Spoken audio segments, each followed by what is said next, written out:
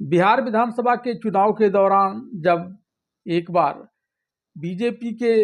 राजनीतिक चाणक्य कहे जाने वाले केंद्रीय गृह मंत्री अमित शाह से एक मीडिया में यह प्रश्न पूछा गया कि क्या बिहार के अगले मुख्यमंत्री नीतीश कुमार ही होंगे, तो उन्होंने इसे घुमाकर यह कह दिया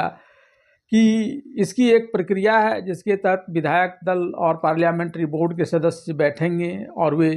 यह निर्णय लेंगे कि अगला बिहार का मुख्यमंत्री कौन होगा। तो इससे महागठबंधन के हाथ में एक बड़ा हथियार आ गया और वह इस हथियार के सहारे एनडीए गठबंधन पर लगातार वार करने लगा। और जब एनडीए गठबंधन खासकर भारतीय जनता पार्टी को यह लगा कि इस हथियार से वे धाराशायी हो जाएंगे चुनाव में, तो बीच चुनाव प्रचार में ही भारतीय जनता पार्टी के तमाम बड़े नेता यह कहते नजर आने लगे कि अगला मुख्यमंत्री बिहार का एनडीए की तरफ से नीतीश कुमार ही होंगे। और फिर जब चुनाव परिणाम आए तो जिस प्रकार से भारतीय जनता पार्टी ने महागठबंधन के इस चुनावी हथियार को कुंद कर दिया था, वह साफ परिणाम में परिलक्षित हो गया। महागठबंधन जहां 35 सीटों पर सिमट गई, वहीं एनडीए गठबंधन 202 सीटें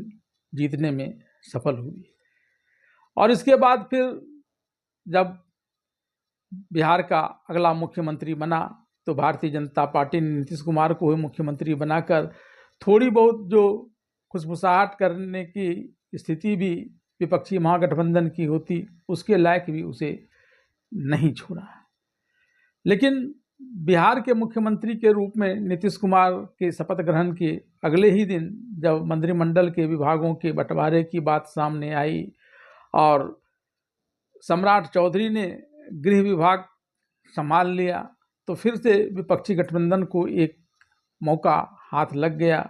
जेडीयू और बीजेपी के बीच दरार पैदा करने का। और उसने यह कहना शुरू कर दिया कि भारतीय जनता पार्टी जो पहले ही से अपनी पार्टी के नेतृत्व में सरकार चलाना चाहती थी, उसने गृह मंत्रालय के द्वारा एक प्रकार से गृह प्रवेश कर लिया है बिहार में अपनी पार्टी के सरकार बनाने के लिए, क्योंकि किसी राज्य के जुड़े हुए सभी महत्वपूर्ण मुद्दे गृह मंत्रालय के मंत्री के द्वारा ही लिए जाते हैं। हालांकि बाद में एनडीए के दोनों प्रमुख घटक दल भारतीय जनता पार्टी और जेडीयू ने यह कहते हुए कि यह मुख्यमंत्री का विशेषाधिकार होता है और जिसके तहत उन्होंने ऐसा निर्णय लिया है, विपक्षी गठबंधन का मुंह चुप करा दिया। लेकिन बिहार की राजनीतिक फजाओं में यह प्रश्न तो उमड़ता घुमड़ता ही रह गया कि क्या 20 वर्षों तक लगातार जिस गृह मंत्रालय को मुख्यमंत्री नीतीश कुमार अपने पास रख रहे थे, वह बिहार की बेहतरी के लिए इस बार उन्होंने सम्राट चौधरी को दे दिया है, या फिर भारतीय जनता पार्टी किसी और जगह पर निशाना साधने के लिए जबरन मुख्यमंत्री नीतीश कुमार से यह विभाग लेने में सफल रहा है। खासकर बिहार विधानसभा चुनाव के बाद जब पश्चिम बंगाल के चुनाव होने वाले हैं, तो क्या बिहार में गृह मंत्रालय भारतीय जनता पार्टी के हाथों में आने को लेकर बीजेपी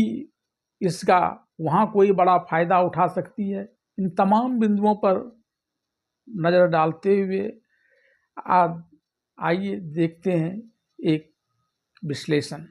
बिहार में हालिया विधानसभा चुनाव में बीजेपी की सबसे बड़ी पार्टी बनने के साथ साथ एनडीए को मिली बम्पर सफलता के पीछे जो मुद्दे सबसे ज़्यादा प्रभावी रहे, उसमें एक मुद्दा घुसपैठियों का था तो दूसरा मुद्दा जंगल राज से मुक्ति का था। ये दोनों मुद्दे गृह मंत्रालय के अंतर्गत आता है।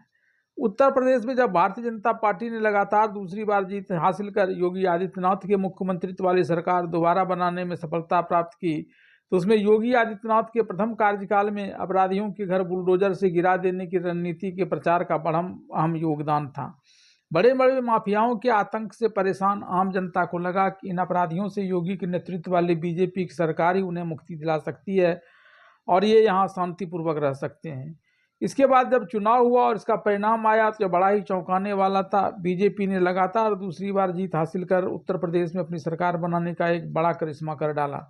राजस्थान, मध्य प्रदेश और छत्तीसगढ़ में चुनाव जीतने के साथ ही बिहार का चुनाव जीतने में योगी के उत्तर प्रदेश के मुख्यमंत्री योगी आदित्यनाथ का बुलडोजर मॉडल काफ़ी सहायक हुआ है। बिहार विधानसभा चुनाव के बाद अब पहले पड़ोसी राज्य पश्चिम बंगाल में विधानसभा का चुनाव होना है। भारतीय जनता पार्टी वहां पिछले 3 चुनाव से काफ़ी सक्रिय है,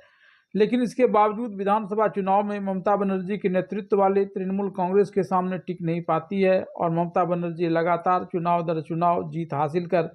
सत्ता पर काबिज होते रही है। बंगाल में ममता बनर्जी की सरकार में भले ही बिहार में लालू प्रसाद के शासनकाल के दौरान अपहरण और रंगदारी जैसे अपराध में संलिप्त अपराधियों को मिलने वाला सत्ता का संरक्षण भले ही न हो, लेकिन सत्ता समर्थित सिंडिकेट का आतंक तो पश्चिम बंगाल में भी है।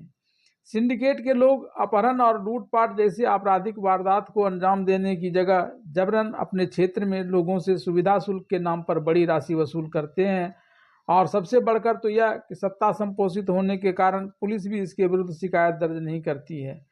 ऐसे में भारतीय जनता पार्टी आगामी चुनाव में इन सिंडिकेट को लेकर ममता बनर्जी की सरकार पर भी जंगल राज चलाने की बात कर सकती है और इस पर कार्रवाई करने के लिए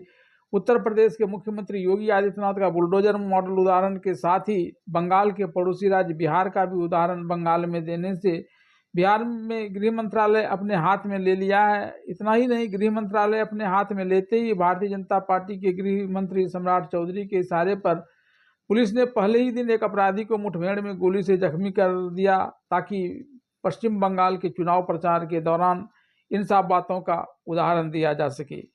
एनडीए के बिहार विधानसभा जीत में एक प्रमुख मुद्दा घुसपैठिए का मुद्दा रहा था। एसआईआर के मामले में चुनाव आयोग ने भले ही इसे लेकर कोई आंकड़ा नहीं दिया, लेकिन भारतीय जनता पार्टी के हर बड़े नेताओं ने इसे अपने चुनावी भाषण का एक हिस्सा बनाया था। जनता ने भी इस मुद्दे को घुसपैठियों द्वारा अपने अधिकार में हकमारी मानते हुए